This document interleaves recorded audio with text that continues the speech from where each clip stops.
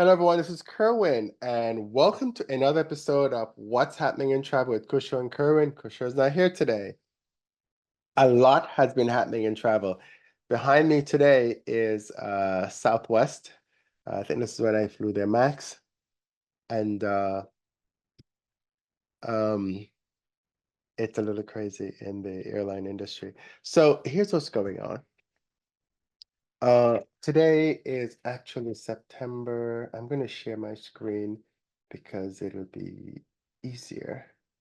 So let me hit share, and I'm just gonna share I'll share my desktop because it's gonna be easier. Okay, so today, so what's been happening is Southwest have been losing money, and they've been having a lot of issues with shareholders and all kinds of interesting stuff going on.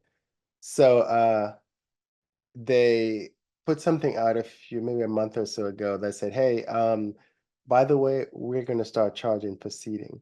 So the Southwest model for seating is you get to the airport and you stand in this line, like between 1 to 30, then I think 31 to 60, and then 61 to 90, I think is what it is. And there's another category after that.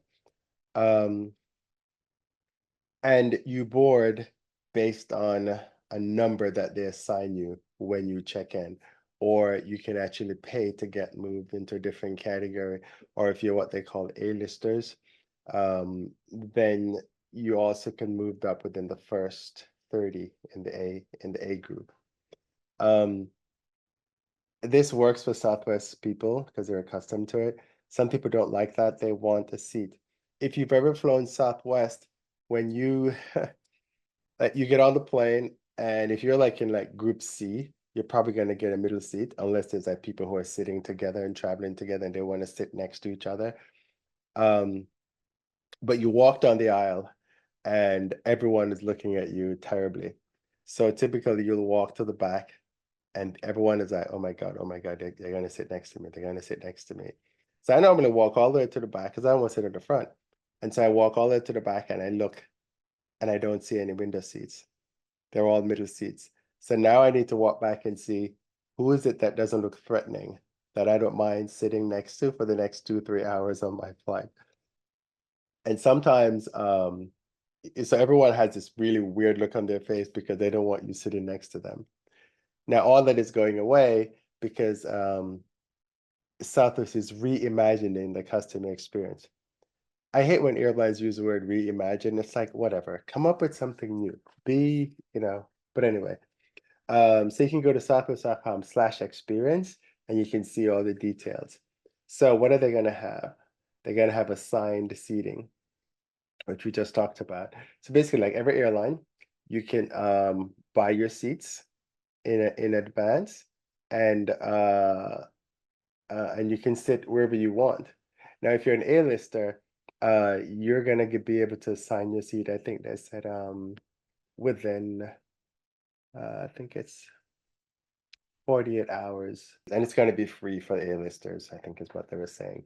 Now they're introducing, most airline now have a part of the airplane that has more leg room. So Southwest is going to be doing that. So that's what they're talking about, their redesigned cabin.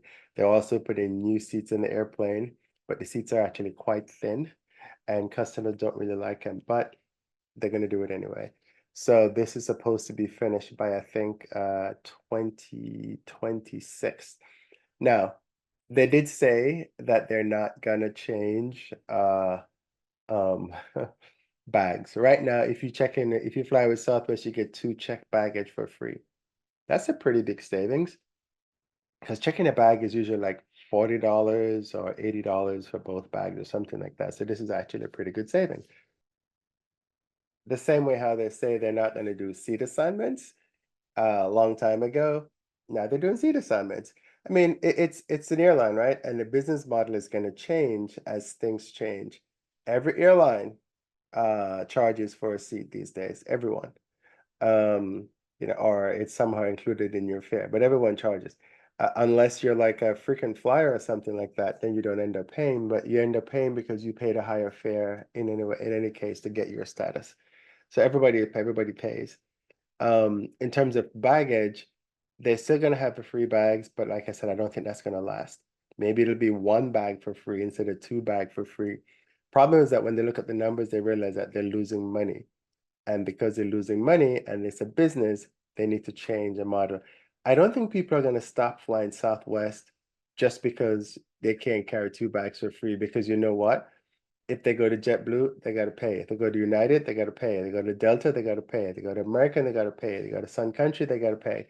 So it doesn't matter who they go with, they have to pay for the bags. So why not just stay with the airline that you're accustomed to? You know what I mean? So anyway, they're also talking about they have a new vacations offering. And the cool thing that I see they have is partnerships. So right now, Southwest doesn't really partner with anyone. And in terms of the airlines, because they're a low-cost carrier, right? Um, but they're doing a partnership with Iceland Air. Now that is actually a cool thing. What this means, if it's a normal partnership that I'm thinking, is it's going to be out of Baltimore. So you can fly Southwest into Baltimore, and then you fly Icelandair from Baltimore to Reykjavik, which is in Iceland, and then you can even go beyond Reykjavik, the rest of Europe. So which means that you can go, say, you can start saying Houston. You can go Houston to London on Southwest and Icelandair. You would go Houston to Baltimore, Baltimore to Reykjavik, Iceland, and then from Reykjavik, Iceland to London on Icelandair. So it is actually a cool thing. Now here's a part about this. The typical airline rule says the airline that you start with, um, you start your journey with, is the airline that determines your baggage policy. Icelandair charges for bags. So what that means, unless they're going to change this, is that when I fly from Southwest, I start with Southwest and I'm going to London, I won't pay for my bags because I started with Southwest and Southwest doesn't charge for bags. But when you're coming back, I'm starting with Icelandair, who charges for bags, and so now I have to pay, and they also charge for seats and all that. So I don't know how that's going to work. I don't know how they're going to work that out. I'm pretty sure they're smart people and they've thought about it, but there's no details yet. The detail is just that we're partnering with Icelandair and we're excited about it, and now you can go to Iceland and beyond using Southwest. They'll have a Southwest code share flight number to put in there. So that's what's going on with Southwest. Southwest.com/experience. They show some of the seats and bags still flying for free. Um, and they showed the Iceland thing. So they're doing a new Southwest vacation thing. So that's as far as it goes for Southwest. Let me go down here. Now, let me know what you think. Leave a comment and let me know. If Southwest were to charge for bags, are you gonna stop flying Southwest? I don't think so. But the next thing we had is Alaska Airlines. So Alaska Airlines announced a merger with Hawaiian, might have been last year or earlier this year, but they announced a merger offer with Hawaiian. It went through the Department of Transportation, and I think the Justice Department, I think it is, and they both said, okay, you're good, you can do your merger. And so the merger is complete. Alaska Airlines completes acquisition of Hawaiian Airlines, expanding benefits and choice of travelers. Now, the sad thing about mergers is that airline employees will lose their jobs.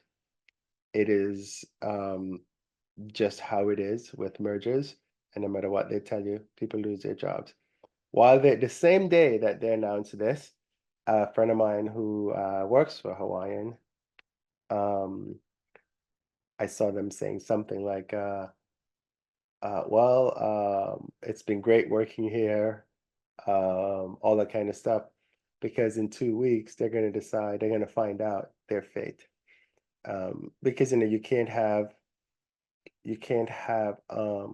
the overlap is too great for the two airlines, especially in places where, um, like for example, in Honolulu, there's a Hawaiian airline hub, and there's an Alaska airline also flies to Honolulu. So you're not going to need all those people anymore. Now, the Hawaiian brand is still going to stay apparently, and the Alaska Airline brand is still going to stay. They're working out how the frequent flyer programs are going to work. So if you have either program, you'll get a notification on, where you can transfer your miles to and how all that thing. I don't know which is going to be the dominant program just yet. Just like with any other airline, when they merge, um, one program dies and the other program takes over, or the new program is like a hybrid of the two. This is not going to be any different. Hawaiian actually flies some really cool places. They go to Australia, which is a destination that uh, Alaska Airlines does not currently have. They also go to American Samoa, which Alaska Airlines doesn't currently serve. And so as a traveler, you're going to be gaining a huge network. Plus, Hawaiian Airlines is a US-based airline, but they're not a part of any major lines. Alaska Airlines is a part of One World. So what's going to happen is the Alaska Airlines, the Hawaiian is going to get folded into Alaska Airline. And so they'll become one entity, and you will be able to use, as a One World person, you'll be able to fly on the Hawaiian Airlines flights as well. So there are lots of cool things that comes out of it, but at the end of the day, people are going to lose their jobs. That's why they do mergers, because operating as two separate airlines is expensive. And plus, Alaska and Hawaiian have a lot of overlapping routes between Honolulu and or say Hawaii and the mainland US. And so obviously, if you have, and they're competitors, right? So if you have an A330, which is usually what, or the A321 Neo, which Hawaiian will fly from Hawaii to the mainland, then and if Alaska has a Max or a 737-900 that's flying at the same time, they're one airline, so there's no point in having two planes for the same airline leaving at the same time. So one of them is going to go, and that's people are going to lose their jobs as a result. So that's just inevitably what's going to happen. Hawaiian Airlines actually flies the longest domestic flight within the US. They fly from Honolulu to, I think they used to do Boston, but I think they dropped Boston. I think it's just JFK now, if I'm not mistaken. But either one of them is still the longest. Um, and I think that ride is gonna stay, which is actually quite cool. I've taken the Honolulu to JFK route, and it's a long flight. I think it's about 12 hours or something like that. Um, but I mean, it's a good, the mergers are good things, but they're sometimes bad things just for the employees themselves. So it says enables guests to reach 141 destination directly, including 29, that means nonstop, including 29 international markets and over 1,200 destinations globally through the One World Alliance and global partners. Maintains a distinct brand of the two airlines, established Honolulu as the second largest hub. Their first would be Seattle, because Alaska is based in Seattle. Establishes Honolulu as the second largest hub. Beginning soon, provide Hawaiian Mile members and Mileage Plus members with the ability to transfer miles between accounts free of charge. They sound like they're doing you a favor, free of charge. You're one airline, so obviously, you'll be able to transfer your miles, and once you decide which one you're going to use. Beginning soon enables guests to purchase Hawaiian Airlines flight at alaskaair.com and Alaska Airlines flight on hawaiianairlines.com. They're gonna run two separate airlines in one for a while.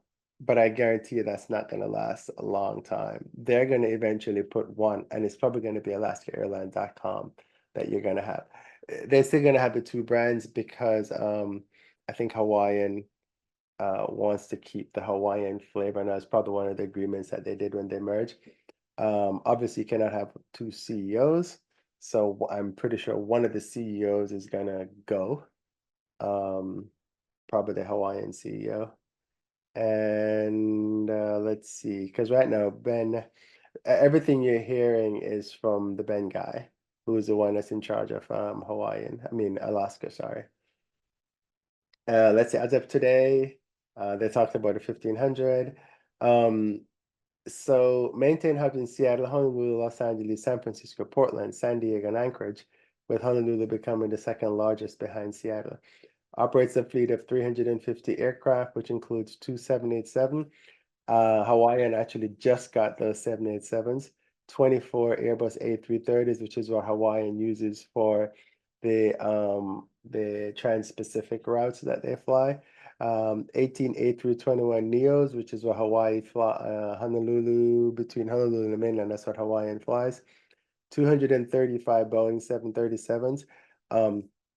Alaska Airlines is, I think, behind Southwest. They're probably the largest operator of 737s in the US.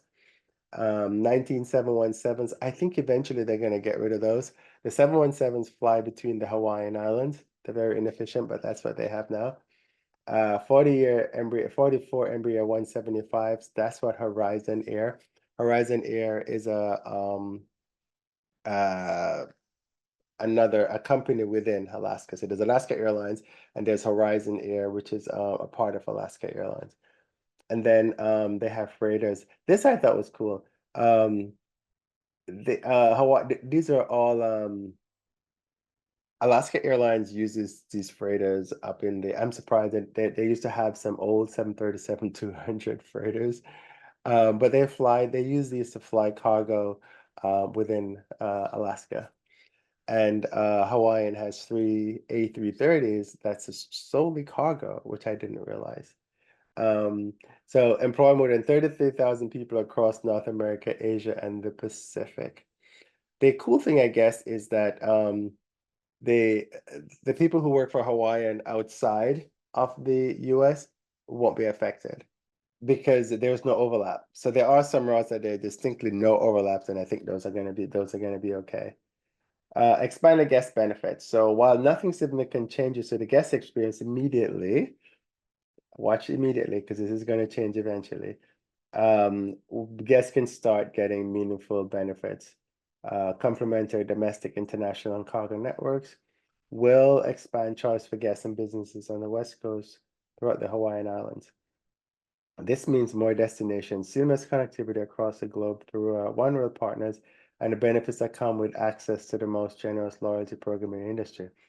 So I guess what you're actually going to see is you'll see the One World logo on the Hawaiian Airlines planes, and where Hawaiian Airlines has a lounge as a One World member, you'll be able to use that lounge when you fly if you have the right category, I guess, elite status.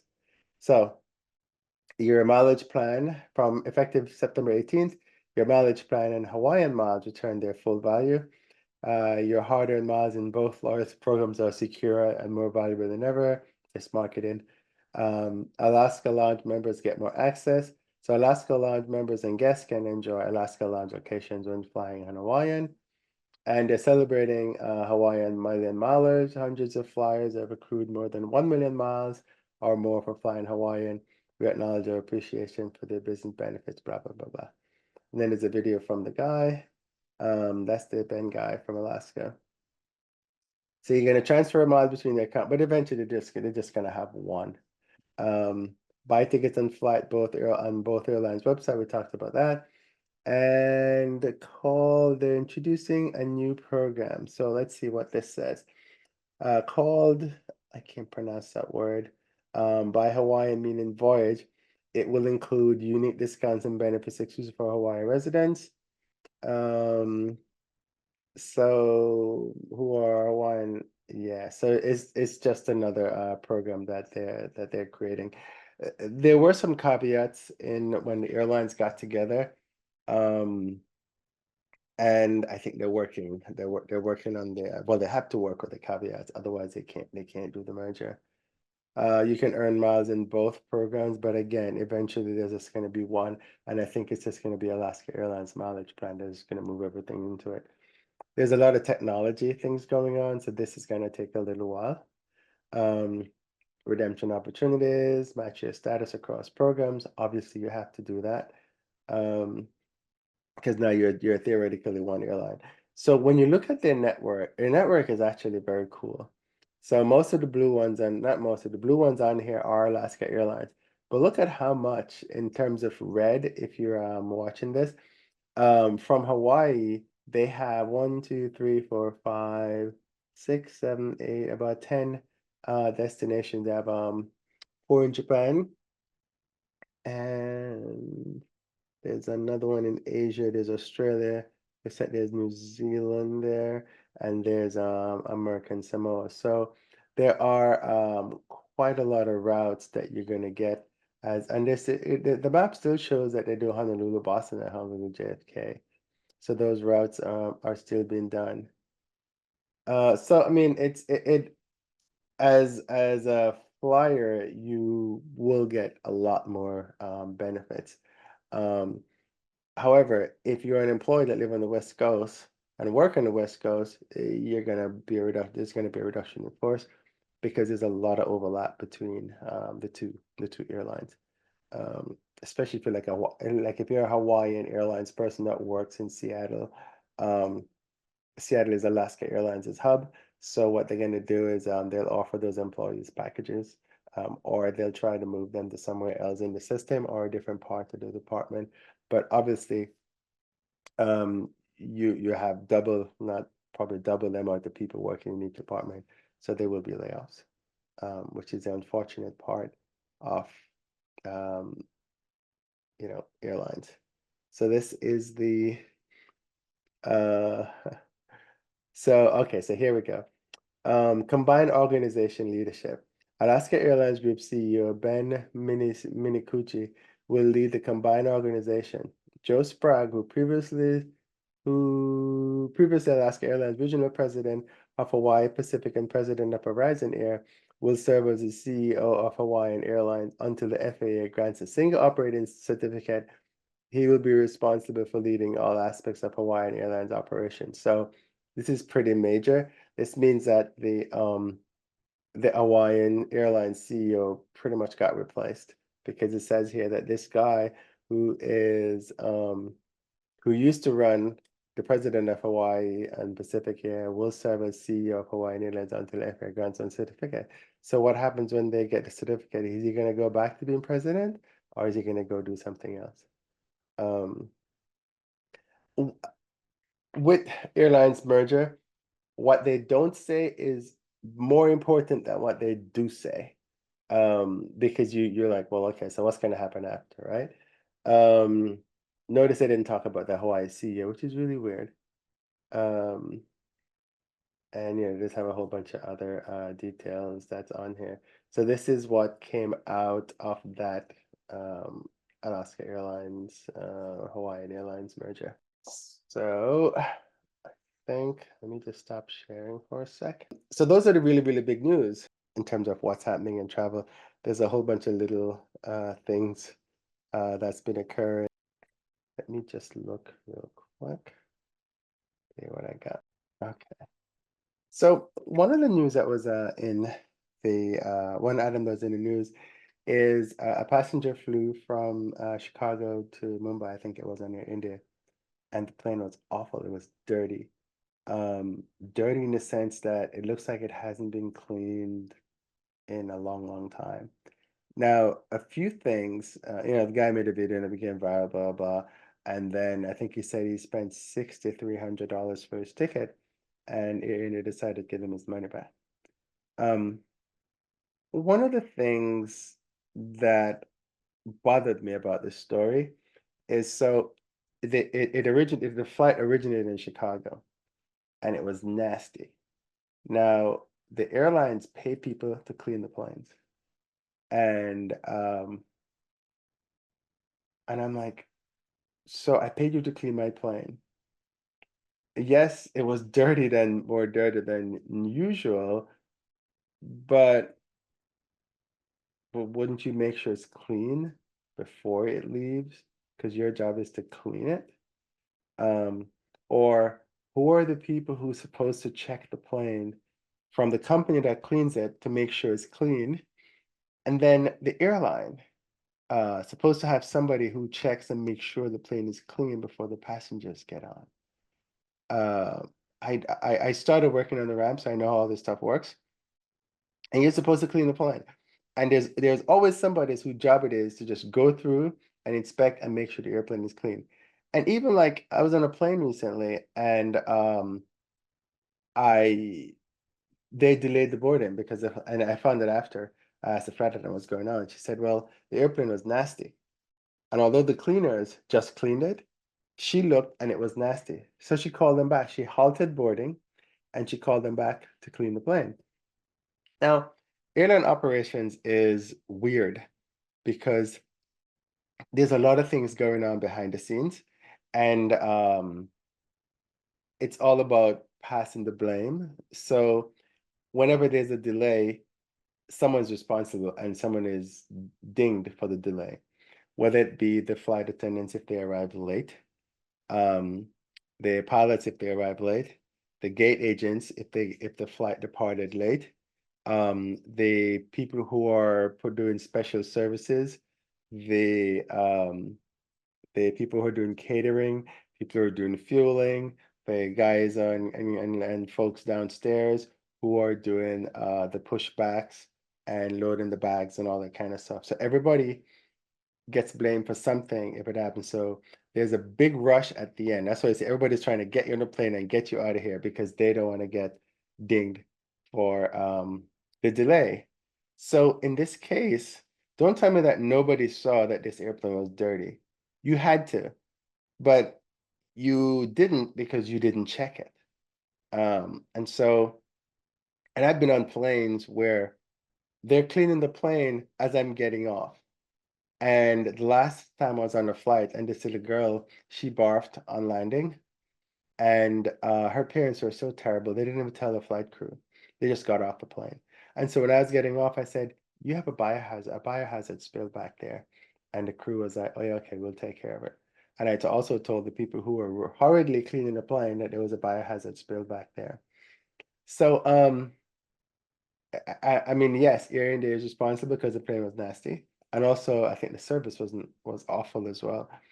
Um, but that plane has been flying around nasty. Looks like for months when you look at it, but it can be cleaned, right? And nobody took the time to clean that plane once it arrived from India, and into Chicago before it was ready to go out again. And to me, that's what's disturbing. Um, so those people who are getting paid for the service didn't do their jobs, and Air India, who's responsible ultimately for the passenger cleanliness and safety on that plane, didn't do their job as well. Um, so it's weird. But I think those are like the three biggest stories. There's so much going on in industry as usual. Um, so that's all I got. So let me know what you think about these three stories. This is Kerwin with FastRally.com, cruisinglaunch.com. Have a great trip on airlines. Clean those planes. All right. Talk to you guys soon.